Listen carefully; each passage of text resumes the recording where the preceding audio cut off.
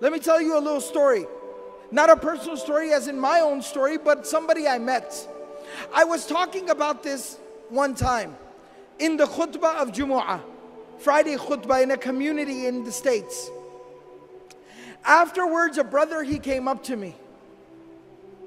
And you know, sometimes people just have that look in their eye. They have that look in their eyes like they have a story to tell. He had that look. And he walked up to me and he said, brother, what you just talked about really personally hit home for me. And I talked about the death of Khadija, the death of Abu Talib. Such a serious thing. So I said, please tell me, how did it hit home for you? I sat him down, I said, please tell me your story. He said, brother, today was the first day that I prayed in a year. I grew up in a Muslim home. I was born in a Muslim family. I was very practicing for most of my life, praying 5 times a day. But today is the first time I have prayed in a year. I said, what happened? He said, about a year ago, my life was picture perfect. You know, sometimes you have like a 5-year plan or a 10-year plan, your grand plan. And you know, when everything is falling into place, your plan is working out, everything is going according to plan. He said, I was in that part of my life. I was nearing the age of 30. I had gone through college and medical school, working 2 jobs on the side. I had gotten married during that time, found the woman of my dreams, the love of my life. We had 2 beautiful small babies, children, 2 small children. I was in my medical residency, working 16 hours a day.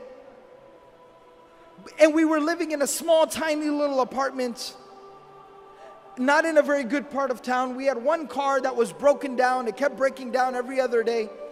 It was very difficult. We were barely getting by. Years and years and years we got through, some way, somehow. I was now nearing the end of my medical residency. So I was starting to get offers from clinics and hospitals and doctors and groups. Very lucrative offers, 6 figures. 6 figures US, big deal. And things were starting to work out. I had not one but multiple offers on my desk. We had gone looking for nice homes so we could buy a house in a nice neighborhood, nice schools for our children. We went to the car dealership and we're looking at minivans and nice cars. Everything was working out. All our dreams were coming true. And he said, one day I came home a little bit earlier than scheduled. I walk into my house. I said, Assalamu alaikum, practicing family. I said, Assalamu alaikum, as the sunnah is. And nobody responded. I looked at the time, and it was usually the time my wife would put the kids down for a nap, their afternoon nap, and she would take a nap with them as well. So I said, let them sleep. I don't want to wake them up. I don't want to disturb them. So I went, I got some food, I sat down with my books, did some study, answered some emails. After a while, you know when kids, they wake up and they start to kind of fuss and make noise? I heard the kids from the room. The younger one was crying, the older one was talking, I could hear them. I got very excited, as a father does. Let me go, they're awake. It's fun time, family time. So I go to the room and I walked in and my kids are sitting on the bed next to my wife. And my wife is laying there between them, motionless, still, not responding, not reacting. And it looked wrong. Being a doctor, I jumped right in and I checked her and she had been dead. Not now, but for like an hour. She was cold, she was gone. Just like that. He said, brother, at that moment, my life, it fell apart. I lost the love of my life. My children lost their mother. And I lost my faith, my Iman. He said, the next 24 hours were a blur. Janaza, tadfeen, the burial, it went by. I didn't even realize what was going on.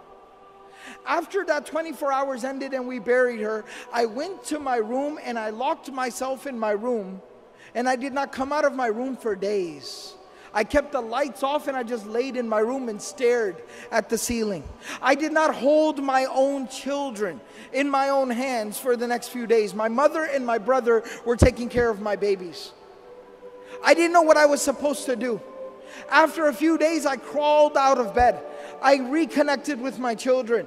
I tried to get back to work, figure out how am I supposed to work and take care of my kids. My mother and my brother, they helped me so much. Slowly but surely, over the weeks and the months, I put my life back together again. I got back to work. I figured out the schedule for the children. And I started figuring things out, but there was one thing that was still missing. One thing I could not figure out. One thing I could not solve. My Iman was gone. My faith had been broken. I stopped praying. I no longer had faith. I was struggling. And he said, my brother, who wasn't just somebody who just showed up and just told me what to do. You know, some people, when they give advice, they're never there for you. They never help you. They don't support you. They just show up and tell you what to do. My brother was not like that. He looked after my kids. He stayed awake with my babies when I had to go to the hospital for a call. He's somebody who took care of me and my kids. I respect him. I love him. And he's very pious, very righteous. He prays. He kept telling me every single day, brother, come on, you need to pray. Brother, come on, you need to pray. But I kept resisting and refusing. He said, this morning, today, he showed up at my house and he said, I am not taking no for an answer. Mother will watch the children. You are coming to the masjid with me. You will come to Jumu'ah. You will put your face on the ground before Allah subhanahu wa ta'ala and you will pray. You will make sujood. You will say Allahu Akbar, and that hole in your heart will be filled. And he said, and I came to the Jumu'ah, the Friday prayer, I heard the khutbah and you were telling the story of the Prophet ﷺ, how he lost the mother of his children, how he lost the love of his life. And I found the answer to my question. It made sense to me again. Think about this. After going through so much tragedy, how does somebody continue?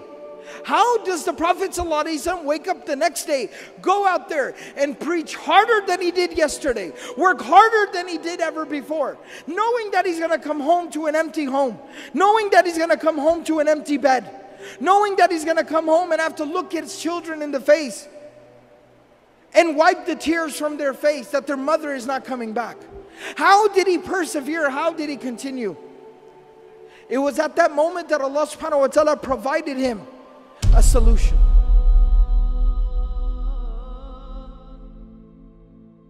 Allah subhanahu wa ta'ala took him on the most miraculous journey any human being has ever experienced. It is called the journey of Al-Isra wal-Mi'raj, the journey by night to Jerusalem, and then the ascension above the heavens. The journey by night to Al-Aqsa, and then the ascension above the heavens. And there he got closer to Allah subhanahu wa ta'ala than any creation of Allah has ever gotten. Even Jibreel alayhi salam stopped at Sidratul Muntaha and he said that you are to go forward from here. And there Allah subhanahu wa ta'ala gave the Prophet sallallahu alayhi wasallam a gift. And that gift was the 5 times daily prayer. And Allah subhanahu wa ta'ala told the Prophet sallallahu alayhi wasallam, difficulties will come. Adversity will knock your door. Tragedies will befall you. But every single time you fall, stand back up and say Allahu Akbar. Every single time you deal with a difficulty, say Allahu Akbar. Salah will heal your wounds.